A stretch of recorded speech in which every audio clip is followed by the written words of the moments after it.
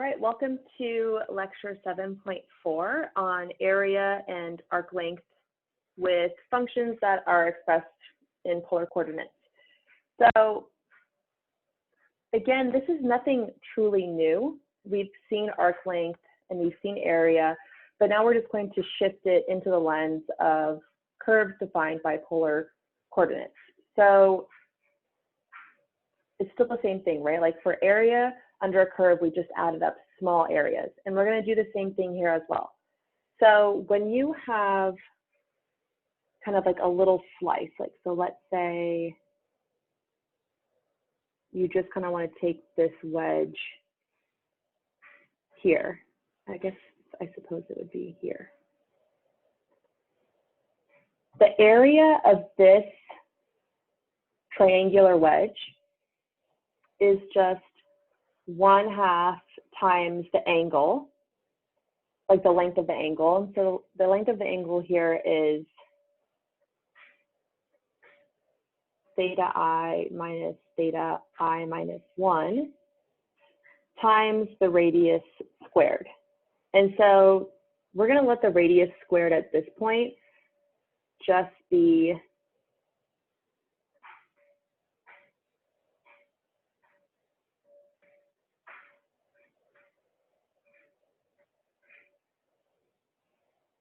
using the notation in the textbook, it's going to be f of theta I star, where theta I star is in the interval theta I minus 1 to theta I, right? Just maybe the midpoint is something we usually use, but just any angle measurement in this interval. So in order to compute the area of this guy here, so we have this triangle here.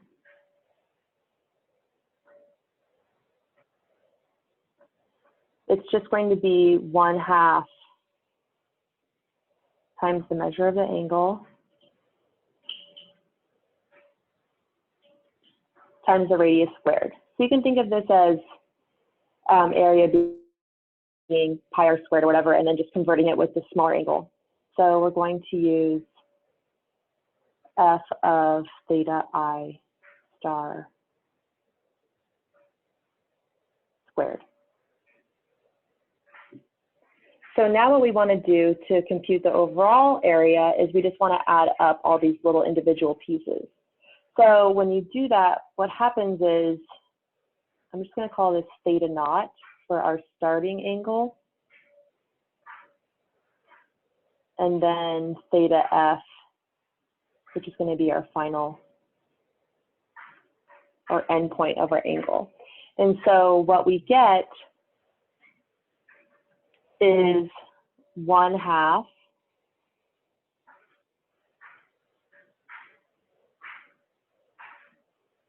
times the change in our angle, which as we become infinitely small in our partition and take the sum, this becomes d theta. So this becomes d theta. And then we still have our radius squared.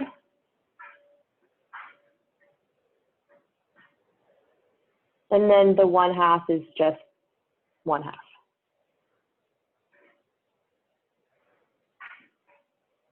So that's where the formula comes from. So here in theorem 7.6 at the bottom of the screen, it's given to us. The 1/2 is outside of the integral, which is fine because it's scalar multiple and integrals are linear operators. So that's how the formula is derived. So now we're going to go ahead and use the formula to determine the area of one petal of the rose. I like to call it a butterfly. Anyway, defined by the equation r equals 3 sine 2 theta. So 3 sine 2 theta, what does that look like? If you're not sure, the best thing to do is just to graph it.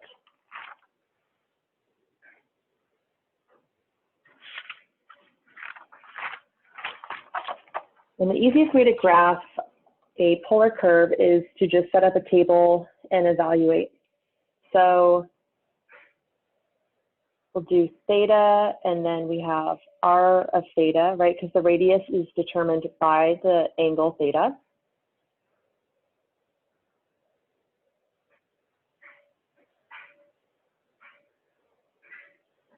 And we get the following. Cue Hollywood magic. All right, so that was fun. So I just made a list of all of the angles for theta in increments of pi8, and then kind of just went through and calculated r of theta for the given angles, and then graphed it by hand, which is fine, but I also have this nicely done image, so I'm using that. So basically what happens is it starts here.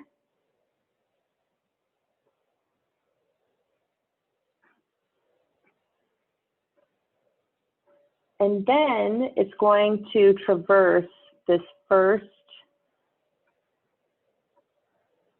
petal here.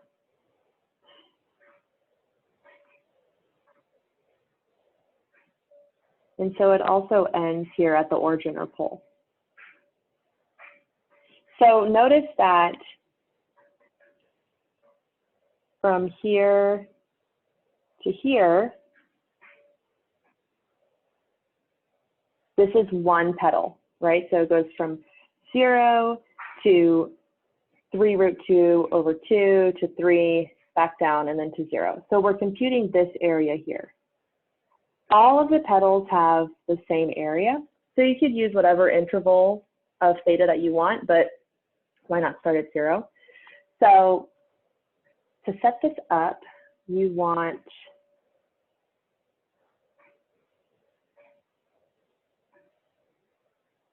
integral from 0 to pi halves, which traces out one petal. And then you're going to use the radius squared. So our radius was given by 3 sine 2 theta d theta. And so what happens here, oh, I forgot my 1/2. There we are. So what happens here is if I square the expression, I'm going to get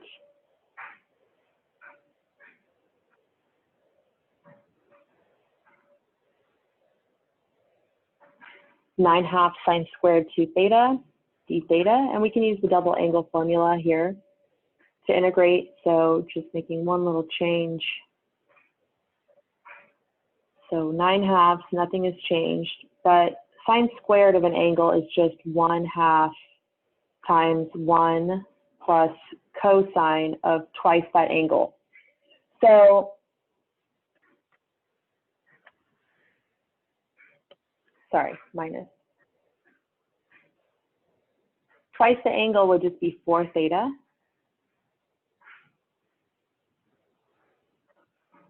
D theta. So I'm going to combine the 9/2 and the 1/2. So I'll get 9/4, and I'm going to pull that outside. So I get 1 minus cosine of 4 theta d theta.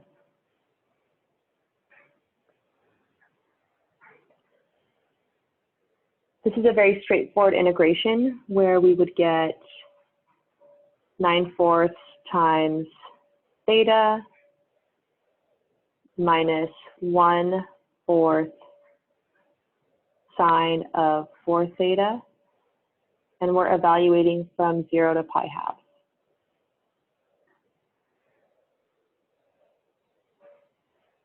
So I get pi halves minus 1/4 sine of 2 pi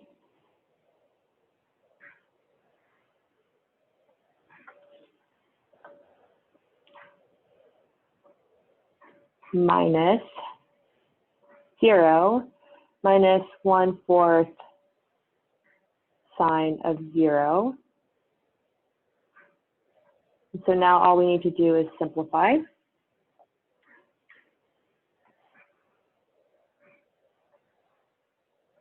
(9/4), so sine of 2 pi is 0. Sine of 0, excuse me, this should be 0.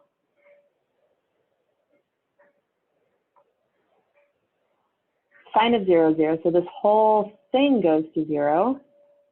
And so what I'm left with is 9/4 times pi halves.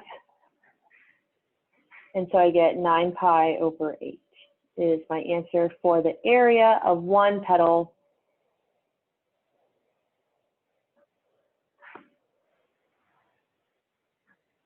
for the rose/butterfly.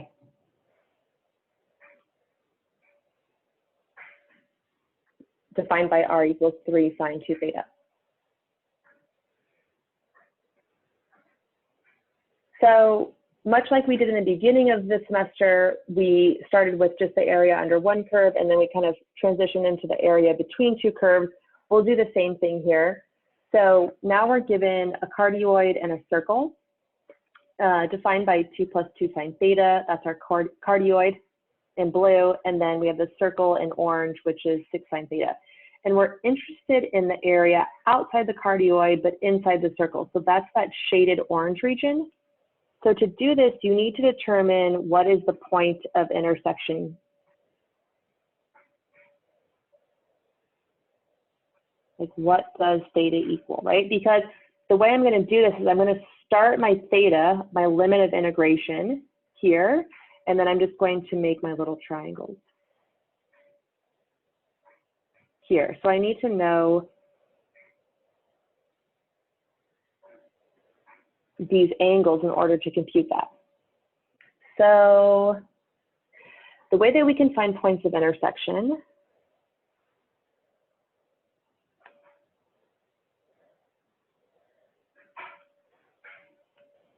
is the way that we always do it. We just set the two functions equal to each other. So we say 2 plus 2 sine theta equals 6 sine theta. And this becomes 2 equals 4 sine theta. So 1/2 equals sine theta. So what angles will give me sine of theta equals 1/2? What you'll find is that this occurs at pi over 6 and 5 pi over 6.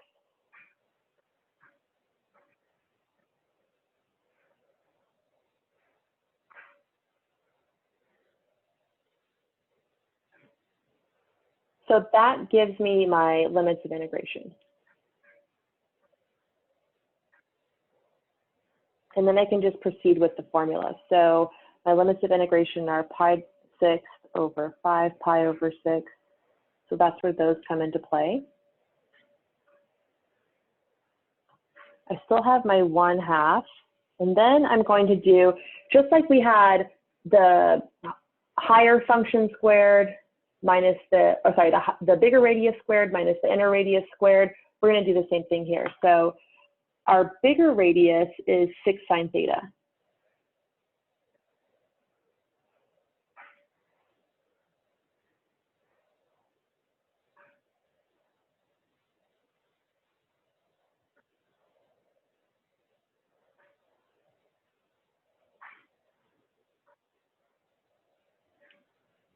And our small radius is given by the cardioid, which is 2 plus 2 sine theta. And that whole thing is going to be squared.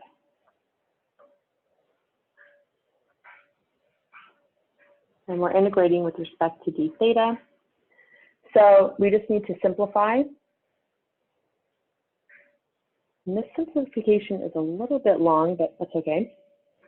So pi 6, 5 pi 6, 1/2. The first guy's easy. It's just 36 sine squared theta.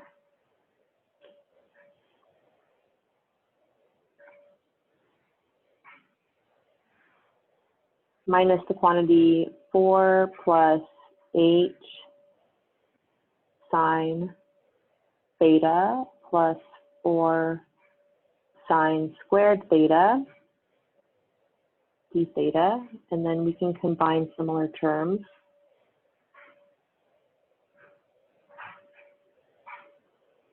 So we'll get 32 sine squared theta minus 8 sine theta minus 4 d theta. And then I'm going to distribute the 1/2. You don't have to, you can kind of do it at the end, but this is what I did. So I got 16 sine squared theta minus 4 sine theta minus 2 d theta. And then because I need to convert sine squared into something that's just a linear term of a trig function, I'm going to do the half angle formula or double angle formula or whatever it's called. So I'll get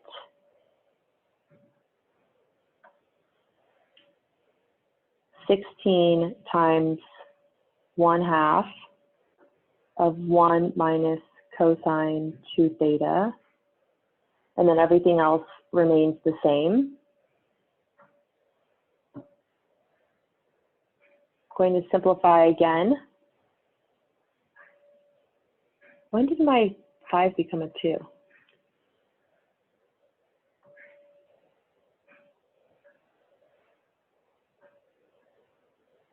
So I get 8 minus 8 cosine 2 theta minus 4 sine theta minus 2. Simplifying again with like terms.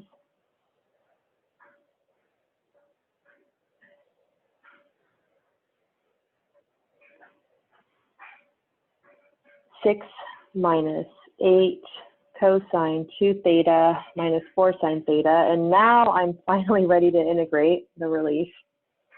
So I'm going to get 6 theta minus 4 sine 2 theta plus 4 cosine theta evaluated from pi 6 to 5 pi over 6. And from here, you'll end up with 4 pi. So that is the area of the orange region in the figure above.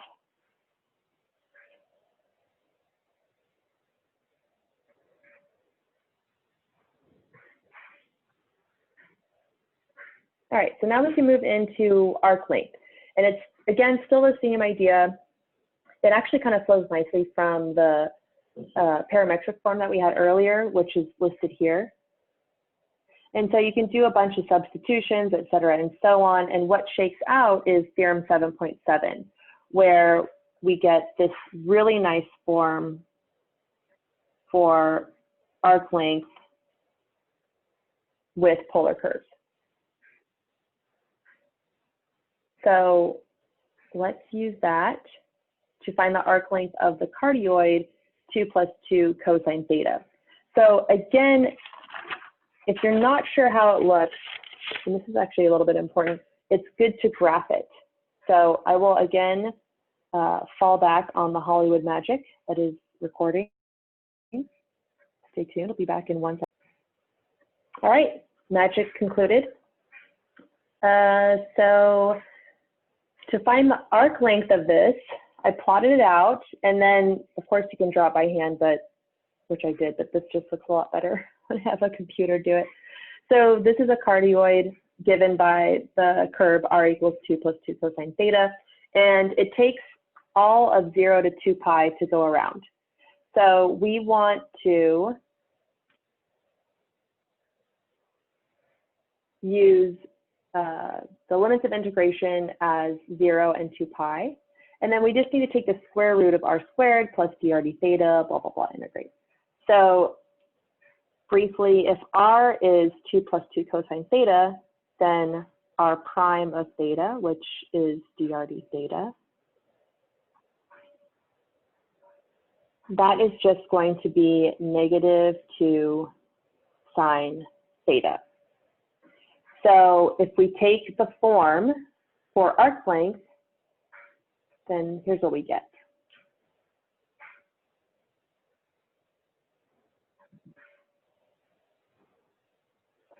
So we have to take r squared, which is 2 plus 2 cosine theta. And then we have to also square r prime. And r prime was -2 sine theta.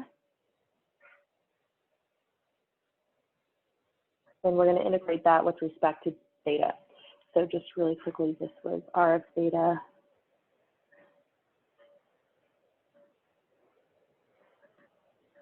So simplifying,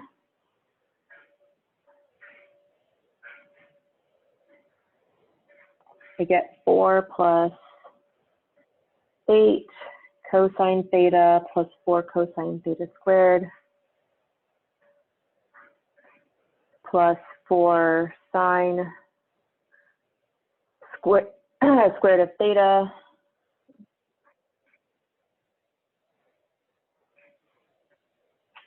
simplifying again.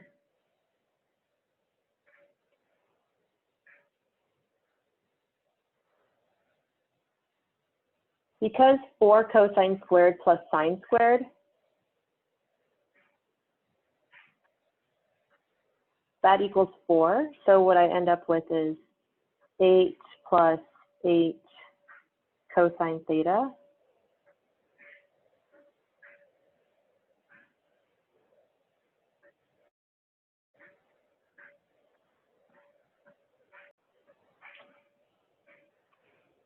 d theta, and this is looking not that great, but we're going to undo the double angle formula. So check this out. So you go from 0, I lost my 2 pi. I'm going to pull out a 16 times 1/2. So that's 8, right? And then, so this is 8 times 1 plus cosine of theta. So this is the trick. And 1/2 times 1 plus cosine theta is actually just cosine squared of theta over 2.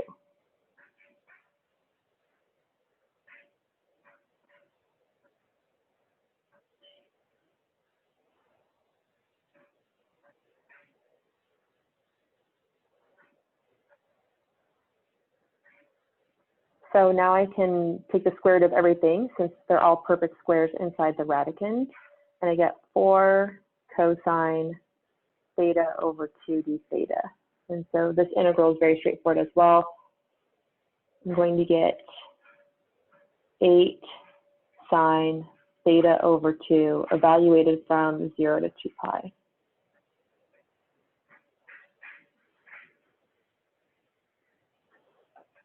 And you may think, that's just going to evaluate to 0. So what was the misstep? So the misstep is here.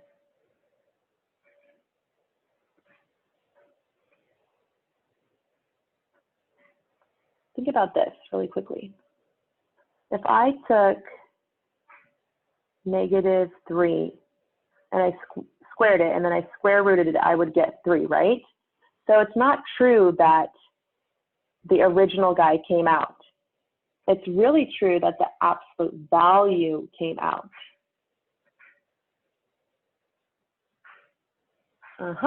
So if we're taking the integral of absolute value, it's not as straightforward. We're actually going to have to split up the integral. So cosine of theta over 2 is greater than or equal to 0 on the intervals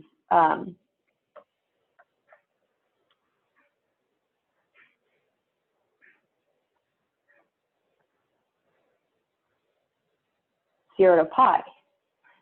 And it's negative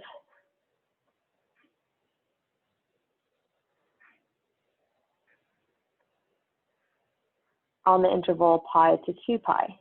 So in this way, I'm able to break up this integral of an absolute value by determining its sign value, SIGN, and then kind of breaking it up where it changes. So I'm going to have 0 to pi of 4 times, so cosine is already negative here, so I can just take cosine of pi half d theta. And then from that, I'm going to add to it from pi to 2 pi, the opposite sign. So -4 cosine d theta, right? So that's how you work with an absolute value. So now I'm going to get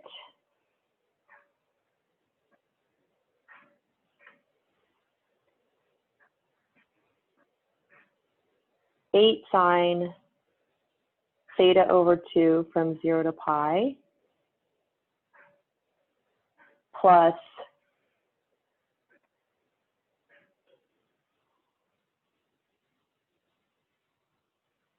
-8 sine of theta over 2 from pi to 2 pi.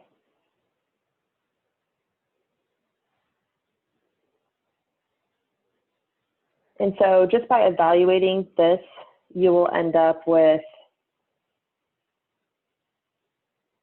16.